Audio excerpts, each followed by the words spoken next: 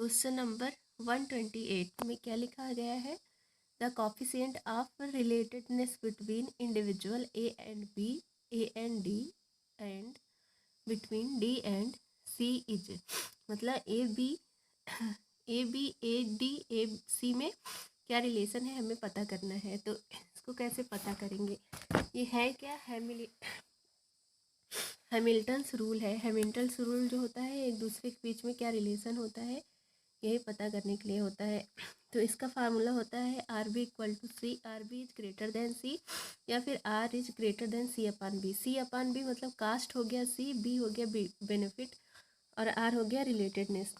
तो जैसे कि अगर कास्ट 100 है, बेनिफिट 200 है, तो रिलेटेडनेस कितना आ जाएगा?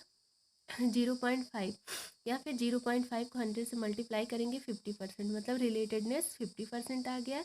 या फिर आर कितना आ गया? आर की वैल्यू या रिलेटेडनेस कितना आया? 0.5 आया।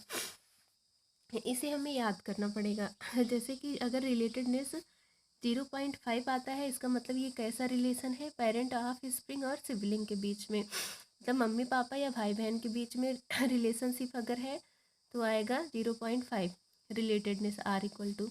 अगर आर इक्वल टू 0.25 आता है, इसका मतलब ये रिलेशन किस में है? ग्रैंड पेरेंट और ग्रैंड ऑफ स्प्रिंग, मतलब दादा दादी का अपने नाती पोते से जो रिलेशन होगा 0.25 होगा। और अगर आर इक्वल टू 0.125 आता है, तो इसका मतलब है रिलेशन किस में है? स्टेप सिस्टर या ब्रदर में, मतलब सौतेला। अगर कोई सौतेली भाई बहन का रिलेशनशिप आएगा 0.125, ये r equal to relatedness. R equal to relatedness 0.33 आता है, तो इसका मतलब अंकल और नेफ्यू चाचा भतीजे का रिलेशन हो गया। तो चाचा भतीजे में देखो 0.33 रिलेशन होता है, इसमें 125, और दादा दादी का 0.25 होता है मम्मी पापा या भाई बहन का रिलेशन। और अगर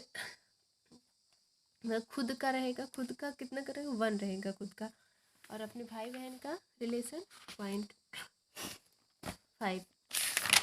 फिर अब क्वेश्चन की तरफ बढ़ते हैं।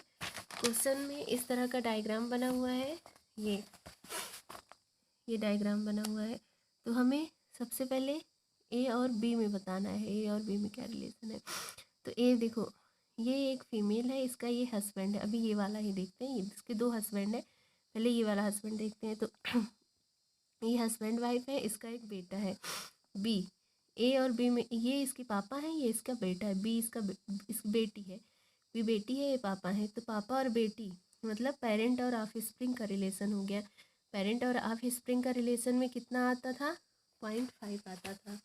पेरेंट और ऑफ स्प्रिंग में 0.5 आता था। देखो 0.5 पेरेंट ऑफ स्प्रिंग और सिबलिंग, तो 0.5 हो गया।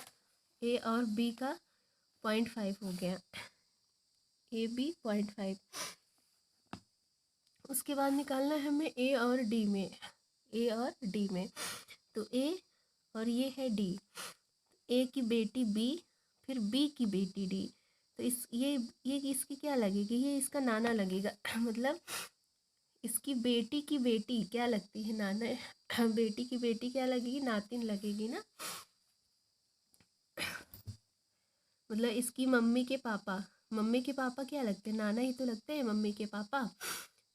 तो नाना क्या बोलते हैं? हम ग्रैंड फादर बोलते हैं। और ये क्या है? Grand daughter. Grand father grand daughter मतलब grand parent grand offspring. तो ग्रैंड आ गया, जहाँ ग्रैंड आ जाएगा वहाँ पे कितना हो जाएगा? 0.25। 0.25 होता है ग्रैंड फादर हो या ग्रैंड मदर हो, ग्रैंड सन हो या ग्रैंड डाटर हो, उसके बीच में grand father grand of parent grand offspring. तो इसका 0.25 हो जाएगा, ए एंड डी का 0.25। देन हमें निकालना है डी और सी में, डी और सी में। तो सी क्या है? ये देखो, इसका दूसरा हस्बैंड, पहले हस्बैंड कब तक था?